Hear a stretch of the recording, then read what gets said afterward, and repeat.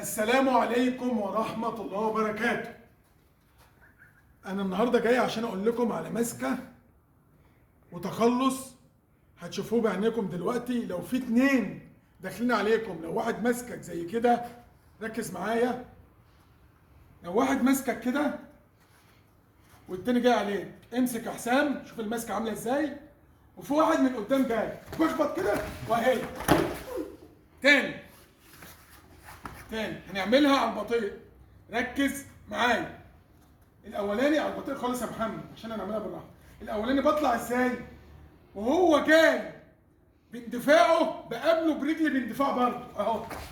اللي ورا شوف، بدل نفسي مساحه. هو ماسكني كده، امسك يا حسام، امسك جامد، بدل نفسي مساحه عشان اطلع كده.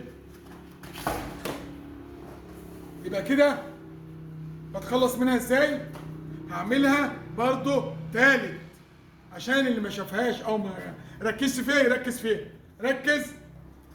هو لما بيبقى جاي سريع، اقل صدمه، تعالى يا محمد، ها.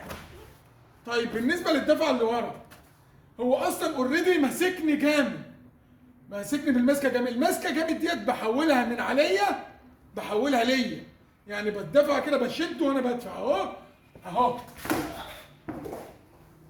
ادي اول تخليصه.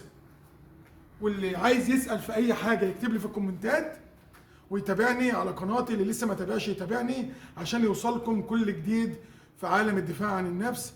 قناه حليم العزيري، ويا ريت كل الناس تشترك في القناه وتعمل لايك. السلام عليكم ورحمه الله وبركاته.